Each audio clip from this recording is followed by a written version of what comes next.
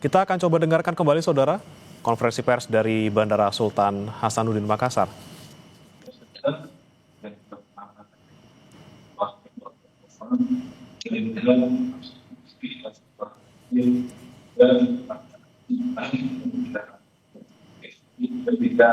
Kalau saya matikan kameranya.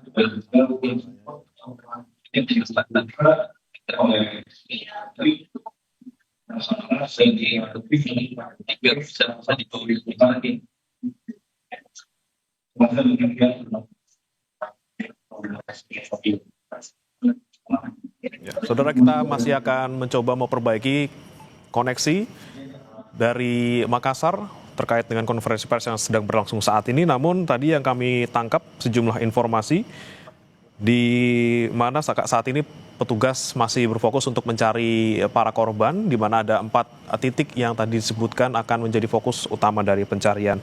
Saya kembali bertanya ke Pak Agung. Pak Agung, tadi sudah kita lihat gitu ya medannya seperti apa, kemudian ada beberapa serpihan pesawat. Tadi Anda sebutkan juga kemungkinan nih badan pesawatnya ada di bawah gitu ya, di bawah dari lokasi serpihan yang kecil-kecil ini. Bagaimana nih kemudian bisa menjangkau lokasi yang tadi disampaikan bisa berjarak 200 meter ke bawah? Tentu memerlukan keahlian khusus bagi tim SAR dan pasukan khusus ya. Seperti kalau komando pasukan gerak cepat memang dilatih untuk ini. Nah, untuk Basarnas kita, saya kira juga mereka cukup dilatih untuk seperti ini. Namun kita bisa perhatikan sekarang mengenai cuaca ya. Saya dapat informasi bahwa kemarin pada pukul 12 siang tengah hari waktu Indonesia Tengah di sana itu memang cuaca di bandaranya cerah 8 km dan sedikit ada perawanan di perbukitan, daerah perbukitan di mana pesawat ini jatuh. Namun kita tahu bahwa kalau ada awan timbul di di atas bukit itu sebetulnya awannya bukan sekedar awan karena pemanasan langsung ya, tapi sebetulnya awan itu timbul karena adanya angin. Jadi anginnya pada saat kemarin itu cukup kencang, antara 20 sampai 35 knots, itu kencang sekali. Itu sampai 60 mungkin 50 km per jam, itu cepat sekali. Dan angin yang kan sekarang ada musim bulan Desember ini musim hujan ya, anginnya itu melimpah membawa uap air naik ke atas bukit, dan karena kalau di ketinggian normal itu udara itu sanggup menampung 95% air umpamanya dalam udara. Namun saat dia naik ke atas karena tekanan udara yang berkurang, maka sebagian daripada uap air di dalam udara itu berubah menjadi awan. Jadi awannya terbentuk dengan cara yang unik, tidak sekedar pemanasan biasa, tapi karena udara yang dibawa ke atas dan dia dilepaskan karena udara tersebut tidak sanggup menampung lebih banyak air di dalamnya. Nah, air itu berubah jadi awan. Namun masalah yang timbul bukan itu. Pada saat proses airnya dikeluarkan, maka angin itu mendapatkan tambahan energi atau kalori. Dan energi ini yang saat dia di atas puncak dan terlempar ke balik bukit atau punggung gunung atau punggung bukit, itu menjadi turbulensi. Nah, turbulensinya sangat kencang. Makanya banyak sekali terjadi kecelakaan ataupun kejadian-kecelakaan di daerah bergunungan, bukit, di Papua atau dalam hal ini juga di Makassar ini, akibat ada turbulensi yang membuat pesawat itu yang mungkin ketinggiannya tidak ada masalah menjadi terhempas dan menurunkan ketinggiannya dan menghantam ini. Jadi melihat daripada kondisi seperti ini jelas awan-awan ini bukan awan, pada saat kemarin bukan awan yang dibawa dari jauh, karena awan itu hanya terbentuk di sekitar puncak itu. Yang timbul karena ada angin yang kencang membawa udara ke atas dan menjadi uap air menjadi awan. Namun efek sampingannya adalah turbulensi yang cukup besar di situ. Dan sekarang para ini juga mengeluh kan, ini udaranya kencang sekali nih anginnya. Berarti kurang lebih sama seperti mungkin kejadian yang kemarin gitu ya, suasana kondisi anginnya juga sama mungkin seperti yang kemarin terjadi. Makin siang malah makin kencang kan. Makin kencang dan makin kuat itu turbulensi karena angin yang lewat makin cepat. 25-30 knot itu kencang sekali itu. Dan turbulensi yang dihasilkan berbahaya. Nah, tapi kemudian dengan misalnya kita tahu sekarang sedang musim hujan, cuaca ekstrim di mana-mana. Apakah memang sebelumnya dari pihak penerbangan ataupun dari misalnya dari menara kontrol, bagaimana kemudian memberitahukan kondisi cuaca di sekitar ataupun di jalur yang dilewati oleh pesawat untuk menjaga keamanannya gitu, Pak? Itu pasti, karena di setiap bandara itu secara teratur setiap beberapa jam sekali, dan kadang-kadang juga ini ada frekuensi khusus yang memberitahukan situasi cuaca di bandara dan sekelilingnya. dan para penerbang juga bisa mendapatkan akses sebelum terbang dan itu bisa disampirmasikan. Karena memang di atas perbukitan ini bukan jalur terbang sebetulnya, jalur pendekatannya adalah di sebelah baratnya lagi. Jadi pesawat ini pertanyaannya kenapa pesawat ini melambung lewat bukit itu nanti tim KNKT yang menemukan. Namun yang jelas adalah gini, dalam dunia penerbangan itu semua diatur dengan Civil Aviation Safety Regulation. Jadi peraturan keselamatan penerbangan sipil, penerbangnya itu sudah diatur, dia harus terlatih, dia harus, bayangkan mereka itu harus simulator loh, setiap 6 bulan. Mereka harus cek kesehatan setiap 6 bulan. Kemudian pesawat sendiri diperiksa setiap tahunnya, termasuk semuanya lengkap, termasuk ELT-nya diperiksa, alat navigasi diperiksa, alat komunikasi diperiksa, mesin, semua diperiksa. Bahkan para pilotnya atau krunya yang memelihara pesawat juga harus mengalami setiap tahun ada ujian tertulis, simulator, kemudian semua pendukungnya, termasuk meteorologi penerbangan, semua harus setiap waktu berkala mengalami harus dididik ulang dan diuji ulang. Jadi sebetulnya semua memang ditujukan untuk menjaga keselamatan penerbangan pada tingkat yang tertinggi. Namun tetap namanya manusia, namanya peralatan tetap ada miss-nya. Biasanya kalau cuma satu ada yang menyimpang ataupun kurang, itu tidak akan jadi kecelakaan. Tetapi biasanya ada akumulasi daripada beberapa hal, manajemennya, man-nya, mesinnya, perawatannya, cuacanya, nah itu baru terjadi seperti ini. Nah, makanya tidak bisa ngambil kesimpulan daripada kecelakaan ini dengan hanya melihat satu sisi. Jadi sekali lagi bahwa dalam dunia penerbangan semuanya itu sudah diatur, ditata, diuji, dilatih, dicek lagi, dicek lagi, dicek lagi. Kalau mungkin di masa depan akan ada pelatihan khusus bagi penerbang untuk terbang di ketinggian rendah atau terbang di pegunungan, itu harus ada latihan khusus.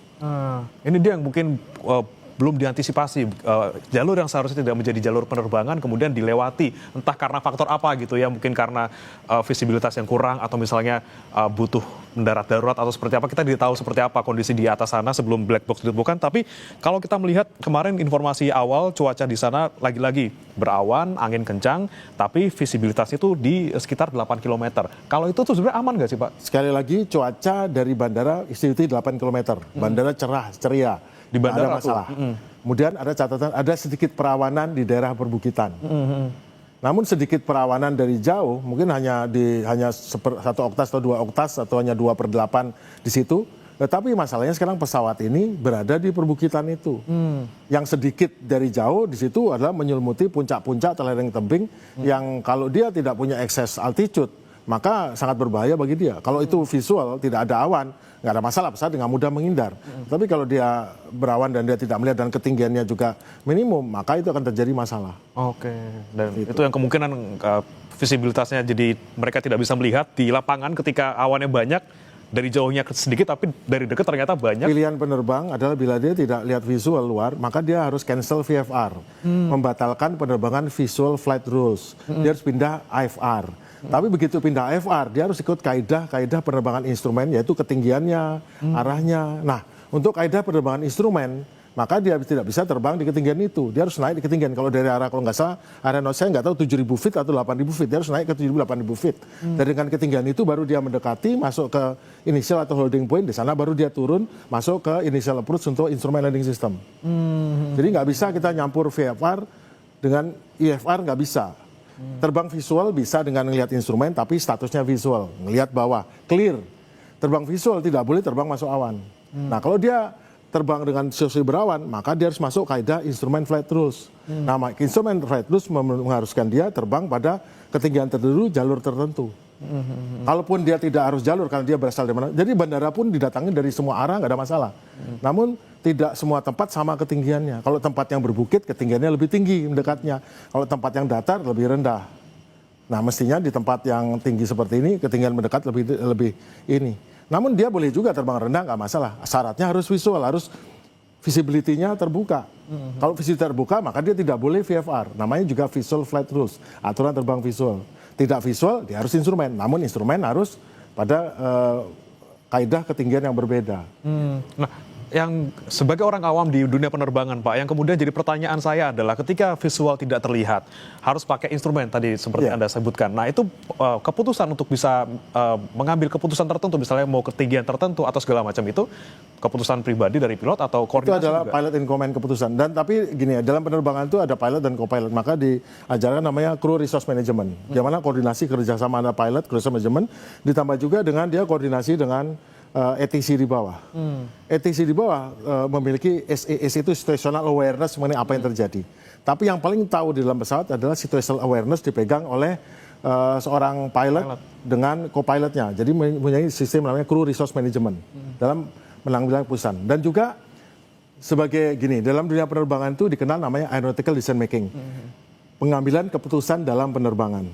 Dalam pengambilan keputusan dalam penerbangan ini tujuannya adalah untuk mencegah terjadinya masalah, insiden atau accident. Jadi yang harus diperhatikan bagi dunia penerbangan, pertama kita harus tahu bahwa apakah orangnya, pilotnya siap. Kedua, apakah pesawatnya siap. Tiga, apakah cuacanya mendukung. Dan keempat, apakah cara menerbangkannya sesuai dengan aturan, regulasi. Nah, pilotnya siap nggak? Pilotnya siap, dia terlatih, dia teruji, dia berpengalaman, jam terbang banyak. Pesawatnya siap nggak? Pesawatnya diperiksa dengan baik, tidak ada masalah dengan sistemnya, tidak ada masalah engine-nya, instrumennya bagus. Meteorologi, cuacanya, bagus nggak cuacanya? Atau lingkungan, setelah lingkungan. Apakah cuacanya bagus, apakah bandaranya oke, apakah ATC-nya pandai, atau ATC-nya terlatih. Dan terakhir sistem terbangnya, apakah terbangnya dengan menggunakan standar operasi yang benar, harus sesuai dengan regulasi nggak? Apakah dia terbang cukup bahan bakarnya? Apakah terbang cukup cara terbangnya sesuai dengan ketinggian? Nah itu adalah 4 faktor. Karena masalah terbesar itu adalah sifat hazardous attitude. Hazardous attitude ini atau sikap berbahaya yang dimiliki oleh entah itu krunya saja atau mungkin secara sistem perusahaannya atau oleh yang mengawakinya, baik yang di darat atau di udara. Yaitu ada satu sifat macho. Macho itu sifat merasa tahu, benar, merasa jagoan. Kedua, sifat invulnerability, merasa kebal, udah nggak mungkin terjadi pada diri saya. Tiga adalah adalah buru-buru, impulsivity, buru-buru. Keempat adalah masa anti authority, nggak mau ikut aturan. Dan terakhir adalah sifat yang resignation, pasrah. 5, hazardous attitude ini yang dicegah dengan semua pelatihan dalam mengambil keputusan. Pelatihan yang disusun oleh Dirjen Perhubungan Udara untuk melatih penerbang, teknisi, awak, semuanya itu disusun untuk menghindari timbulnya hazardous attitude baik pada personilnya atau pada timnya atau manajemen atau perusahaannya. Oke, let's say ketika semuanya normal gitu Pak, seorang pilot normal, keadaan tidak punya activity yang seperti itu, yang hazardous tadi, apakah kemudian tadi misalnya ada kondisi yang harus diambil keputusannya, visibilitas rendah, apakah yang harus dilakukan pertama kali itu menaikkan kecepatan atau seperti apa? Tahan dulu Pak Agung, kita akan bahas usai jeda. Saudara, tetap bersama kami di Breaking News Kompas TV.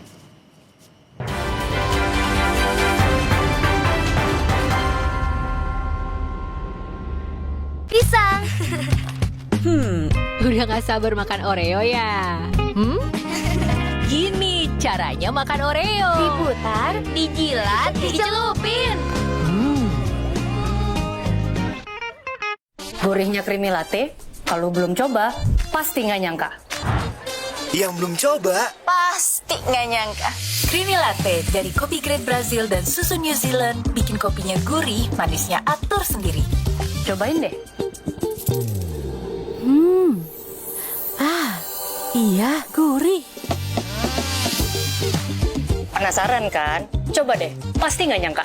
Creamy latte, kopi latte, gurih. Super Citrus baru. Grrr, aromanya bikin badan segar antian. Super Citrus dari lemon oil. Ada hot lock system. Super Citrus anti-enak, badan segar bugar. Grrr. Tiap butuh kenyamanan, ada mie sedap ayam bawang, resep baru. Manjakan diri dengan kenyal mie-nya. Bikin rileks. Bawang goreng dan kuah gurihnya. Bikin hangat. Cobain deh, resep barunya mie sedap ayam bawang dari Wings Food. Gurihnya creamy latte, kalau belum coba, pasti nggak nyangka. yang belum coba, Pasti nggak nyangka. Creamy Latte dari kopi Great Brazil dan susu New Zealand bikin kopinya gurih, manisnya atur sendiri. Cobain deh. Iya, gurih.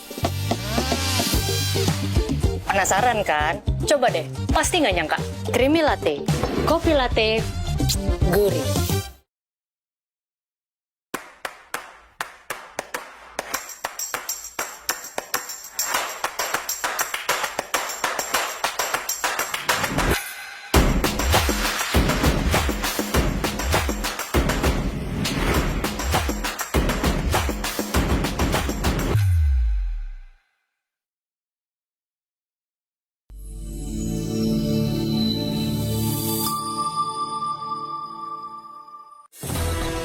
Menanti waktu rehat di siang hari dengan sejumlah informasi. KPK membenarkan pihaknya melakukan operasi tangkap tangan. KPK juga menyita sejumlah uang dalam mata uang rupiah. Mengikuti sumber berita yang selalu menginspirasi. Kreativitas tanpa batas ini ditunjukkan oleh sekelompok pengrajin ibu-ibu yang ada di kota Makassar. Kompas Siang, setiap hari pukul 11 siang, live di Kompas TV.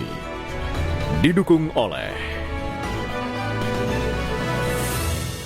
몰라이 두알리마 칼슘 콜라겐 브루크랑 꿀리크리프 툴랑크로포스 No worries 콜라겐 Susu steril dengan 1000 mg kolagen dan kalsium, kulit no keriput, tulang no keropos. 콜라겐아 수수 아웨트 무다.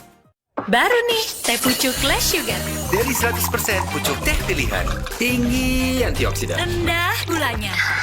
Seger, sehat lagi. Pilihan lebih sehat dari Bepom. Teh pucuk less sugar. Pucuk tehnya Rendah gulanya. 몰라이 두알리마 칼슘 콜라겐 브루크랑 꿀리크리프 툴랑크로포스 No worries 콜라겐 Susu steril dengan 1000 mg kolagen dan kalsium, kulit no keriput, tulang no keropos. 콜라겐아 수수 아웨트 무다.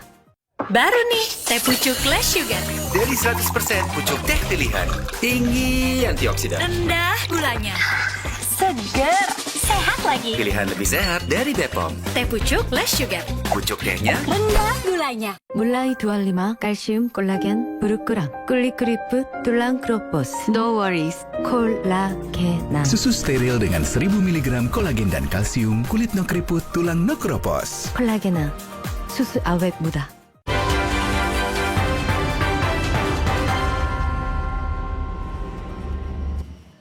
Ada kembali di Breaking News Kompas TV bersama saya Briamana Atenaya. Saudara, kita masih akan update bagaimana proses pencarian dan juga evakuasi dari pesawat ATR 42500 yang kemudian dipastikan ini adalah sudah jatuh ya oleh tim SAR gabungan, di mana sudah ditemukan serpihan berupa badan pesawat, kemudian ekor dan juga ada window di sana. Bagaimana kemudian tadi konferensi pers yang disampaikan oleh tim gabungan, cuaca dan juga medan yang terjal menjadi kendala dari tim gabungan untuk bisa menemukan badan utama pesawat dan juga mengevakuasi korban yang kemungkinan juga ada di lokasi jatuhnya serpihan pesawat. Masih bergabung bersama kami Marsma TNI Purnawirawan Agung Sasongkojati, pengamat keamanan juga keselamatan penerbangan. Kita lanjutkan Pak Agung tadi terkait dengan keputusan yang harus diambil seorang pilot ketika kondisi tidak kondusif di atas udara. Ketika cuaca di lokasi tidak mendukung, tidak bisa melihat kemana-mana, visibilitasnya mungkin nol gitu. Apa yang seharusnya dilakukan oleh seorang pilot? Apakah harus menunggu keputusan dari menara pantau atau seperti apa? Kalau saya terbang instrumen flight rules, terbang di ketinggian 25.000 kaki. Saya tahu saya tidak dekat-dekat dengan gunung ini. Nah, masalah utama saya adalah awan nih. Saya akan ngecek ke radar cuaca saya atau radar pesawat saya, ini awannya aktif tidak. Kalau awannya tidak aktif dan juga saya percaya diri, saya terbang instrumen, saya akan bablas tembus saja. Saya terus saja masuk awan, nggak ada masalah. Awan aktif itu? Awan aktif itu awan yang tumbuh, awan konvektif. Awan yang timbul karena ada pemanasan di bawah, naik ke atas timbul. Biasanya awan kumulus yang menjadi cumulonimbus. Awan aktif yang berbahaya, di dalamnya ada pergolakan, ada petir. Itu bahaya. Nah, itu bisa kelihatan di radar cuaca sebagai merah atau kita tahulah dan mudah. Itu biasanya pilihan saya adalah masuk kalau dia tidak berbahaya, ataupun saya anggap ini aman saja atau tipis saja. Namun kalau itu berbahaya maka saya menghindar ke kiri dan kanan. Saya akan dogleg istilahnya. Saya akan kontak ke ATC yang mengendalikan saya minta diarahkan untuk awan atau saya minta izin untuk dogleg menghindari awan. Itu hal yang biasa. Nanti akan diarahkan. Atau saya minta turun ketinggian atau naik ketinggian, itu terserah nanti bagaimana keputusan saya, dan itu penerbang itu dilatih untuk itu. Namun situasi beda kalau saya terbang rendah. Terbang rendah itu adalah terbang ketinggian rendah 1.000 kaki, 300 meter, 500 meter, atau dalam feet adalah 1.500 feet, 2.000 feet, 1.000 feet di atas permukaan tanah. Maka yang saya kerjakan kalau saya melihat cuaca buruk dan saya yakin tidak ada ini, maka pilihan saya adalah saya akan climbing. Makanya dalam penerbangan rendah, kami, kebetulan saya adalah mantan penerbang Angkatan Udara, kami dari mulai sekolah penerbang dilatih untuk terbang rendah. Terbang rendah itu terbang ketinggian 200 kaki, 300 kaki, 400 feet di atas permukaan tanah, dan itu penuh dengan bahaya. Namun kan biasa diajarkan terbang dengan kecepatan yang cukup tinggi, melebihi kecepatan cruise biasa. Dan kalau ada apa-apa di jalan kita akan siap untuk dengan kecepatan tinggi ini, ada excess speed, maka saya bisa dengan seketika saya bisa tarik stick saya atau kontrol kolom saya akan naik ke pesawat menghindari awan itu atau cuaca tersebut ataupun kabut itu. Oke. Nah yang bahaya kabut, karena kabut pasti di darat dan itu di belakangnya ada sesuatu, entah itu ada antena, ada gedung ada hanggar, ada gedung tinggi atau ada bukit, ada apa, kabut. Tapi kalau awan saya biasanya naik di atas awan atau menghindari awan ke kiri kanan, tapi biasanya naik. Saya batalkan terbang rendah. Kasusnya sekarang adalah bagaimana kalau saya terbang rendah naik ke arah yang perbukitan, ke ketinggian tinggi naik. Itu sama saja. Begitu saya ngeliat awan, maka pertama jangan sampai masuk awan, kemudian kalau tidak bisa masuk ya saya akan climbing. Tentu dengan excess speed ini. Itu baik climbing atau menuju ke arah yang menurut saya lebih aman. Kalau sebelah kanan saya curiga nih ada puncak-puncak, saya akan salah kiri tampil climbing. Kalau saya tidak ada pilihan, maka pilihan saya cuma climbing. Toh saya punya excess speed. Selama saya belum stall, saya akan climbing terus. Kenapa? Karena pilihan saya adalah cuma naik ke atas, itu pilihan saya itu. Dan itu terlatih. Nah kami di Angkatan Udara itu terlatih untuk itu. Karena memang kerjaan kita adalah terbang rendah adalah bagian daripada kami yang dilatih di sekolah penerbang untuk itu. Jadi bukannya sekedar terbang yang aman, instrumen, namun kami juga diajarkan terbang misi-misi yang membutuhkan keterbangan rendah. Karena biasanya misi terbang rendah itu adalah untuk menghindari radar, untuk penerbangan tempur, menghindari radar, semua. Tempur, transport, heli, terbang rendah menghindari radar, dan juga keperluan-keperluan misi militer lainnya. Terbang rendah itu penerbangan yang berbeda dengan penerbangan komersil ataupun penerbangan penumpang gitu ya Pak ya? Nah, penerbangan komersil bisa juga terbang rendah. Beberapa teman-teman yang biasa terbang di Irian atau terbang di daerah-daerah yang cukup ketinggian tinggi, itu juga terlatih terbang rendah. Tidak cukup terbang rendah, terbang juga following the terrain, kemudian terbang di dalam di antara jurang-jurang, itu memiliki skill dan itu dilatih. Itu bukan dapat dari pengalaman saja, namun itu dilatih. Di dalam penerbangan tidak ada yang namanya dapat dari pengalaman, semua dilatih. Setelah dilatih, baru itu jadi pengalaman. Termasuk dalam latihan itu, baik secara langsung dan secara simulasi, itu dilatihkan tidak saja terbang normal, tapi juga situasi-situasi darurat yang mungkin dihadapi penerbang. Termasuk terbang rendah pun, itu mestinya juga dilatih terbang rendah dengan menghadapi situasi darurat. Dan itu paling bagus di simulator. Oke. Nah tapi kemudian yang jadi pertanyaan saya, ketika sebuah pesawat itu pesawat patroli, ada pesawat komersil, tentu ada SOP yang berbeda Pak untuk bagaimana menerbangkan dan juga bagaimana menjaga keselamatan dan keamanannya. Itu seperti apa perbedaannya sebenarnya Pak? Secara generik untuk normal prosedur sama emergency prosedur itu sama-sama saja.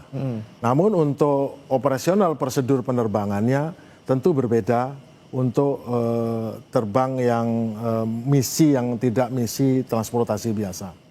Ada beberapa yang harus disiapkan, antara lain mungkin kalau terbang rendah yang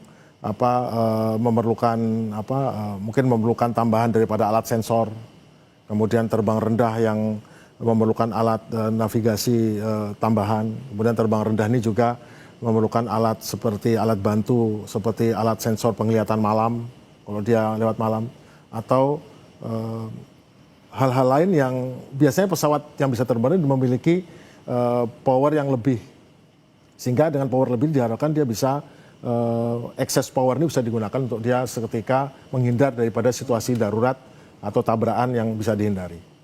Baik. Kita kembali ke ini Pak, kronologi kemudian ketika pesawat ini hilang kontak gitu ya. Sebelumnya disebutkan bahwa kan awalnya sudah sinyal mau ke pendekatan ke jalur untuk mendarat gitu ya Pak ya. Kemudian tahu-tahu pindah jalur. Nah, ketika pesawat itu pindah jalur, kemungkinannya apa Pak? Apakah kemudian error di pesawatnya ataupun navigasinya, atau mungkin si pilot itu sedang tadi keadaan darurat harus menghindari sesuatu? Apa kemungkinan yang bisa terjadi Pak? Mungkin istilah tindah jalur tidak tepat. Jadi untuk mendarat di runway Tuan, runway 21 Lanut Bandara Hasanuddin, itu untuk masuk dia pertama ada namanya poin Openg dan poin Kibab. Kabib ya kalau saya lupa namanya. Nah poin Openg itu jaraknya sekitar 21 nautical mile. Dengan ketinggian sekitar 6.000 kaki. Jadi ada kelurusan runway 21 nautical mile atau sekitar 21 itu sekitar 35 km di jelasan, ketinggian 6.000 kaki. Pesawat itu harus berada di posisi itu mengarah ke runway. Itu jalur, habis itu nanti dia akan turun pada jarak poin tertentu, jarak ketinggian sekian dia turun. Dan itu aman sekali karena di situ nggak ada pegunungan. Namun di sisi sebelah timur itu ada pegunungan. Masalahnya pesawat ini tidak di situ tapi dia ke timur, ke pegunungan dengan ketinggian tidak 6.000 tapi dia di atas pegunungan ini. Nah sekarang masalahnya apa? Pertama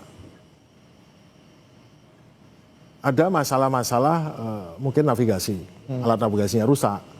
Dan saya sudah jelaskan juga mungkin kemarin bahwa ada situasi tertentu di mana sekarang kita sangat tergantung pada Global Positioning System Satellite. GPS ya. Meskipun kita tahu satelit itu tidak hanya GPS Amerika tapi juga ada Beidou Cina dan ada GLONASS dari Rusia ya. Dan juga dari Eropa juga ada. Namun ada situasi tertentu contohnya seperti kemarin perang ataupun konflik antara Iran dan Israel di mana Israel mengerahkan alat sistem perang cybernya sehingga GPS kota Tel Aviv berada di Jordania gitu. Sehingga diharapkan rudal yang menggunakan GPS untuk menabrak Tel Aviv menjadi jatuhnya di tempat lain. Jadi sekarang ada masalah-masalah yaitu mungkin ada jamming. Tapi jamming ini mungkin bukan jamming sengaja, mungkin jamming secara elektronik bisa menimbulkan gangguan pada GPS atau juga kerusakan sistem navigasinya atau hal lain. Dan ini kita nggak bisa tahu, ini baru tahunya nanti setelah black box dan visual data recorder, flight data recorder, kemudian video cockpit recorder didapatkan oleh KNKT. Berarti? Namun kemungkinan adanya kerusakan ataupun kesalahan daripada alat navigasi atau tidak, itu bisa juga. Oke, kemungkinan navigasi yang tadi bermasalah entah dari dalam tanda kutip sinyalnya atau mungkin alatnya yang rusak, kita masih belum tahu. Sinyalnya apapun itu bisa terjadi. Saya bisa hanya mengira-ngira ataupun menyebutkan, tetapi persisnya itu nanti hanya KNKT yang tahu itu. Jadi makanya harapan kita ini segera dapat black box dan flight cockpit recordernya ini. Dari situ saya tahu apa yang terjadi. Oke. Di awal kan disebutkan bahwa kendala sebelum ditemukan ini Pak ya, kendalanya adalah ILT-nya tidak menyala gitu ya, entah rusak atau seperti apa. Nah sekarang kemudian sudah ditemukan titiknya, tinggal mencari black box-nya untuk mencari bagaimana apa yang kemudian menyebabkan pesawat ini jatuh. Untuk kesulitan mencari black box Pak, memang harus mencari di badan pesawat yang sekiranya jatuh tadi di bawah, di 200 meter dari serpihan pertama ditemukan, atau seperti apa yang kemudian bisa dicari oleh tim SAR gabungan? Biasanya black box itu nempel sama LT. Nah LT itu memancarkan setiap 50 detik, memancarkan sinyal di frekuensi 406 untuk satelit, ditangkap geostationer satelit milik Amerika dan Eropa serta India, kemudian dikirimkan ke satelit COSAT Leo Low Orbit, satelit punya Rusia 7 satelit, nanti dikirim ke MCC kita di Cengkareng. Nah di Cengkareng nanti dikirim tim. Masalahnya ini nggak ada sinyal, pingnya nggak ada. Kalau ada itu biasanya gampang, wah dekat sini, karena memang letaknya berdekatan, itu biasanya black box atau flight data recorder dengan LT itu. Nah sekarang berarti ya nyarinya sama dengan seperti mencari sesuatu barang yang dilemparkan dari angkasa ke pegunungan. Seperti itu. Namun tentunya kan terkonsentrasi pada tempat lokasi kecelakaan. Nah itu yang mungkin menjadi menjadi hambatan untuk kesulitannya. Sama seperti mencari benda apapun, tidak hanya apapun jatuh di pegunungan seperti ini cukup sulit untuk mencarinya. Oke, kesulitan mencari karena lagi-lagi sinyal dari ILT-nya tidak ada, karena satu paling tiga mendekati nempel gitu ya Pak ya si ILT dengan black box ini. Nah, kita akan nanti bahas lagi Pak Agung, tapi saudara jangan beranjak dulu, kita akan kembali usai jeda berikut ini.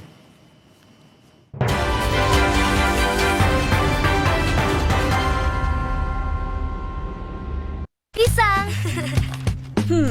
Udah gak sabar makan Oreo ya?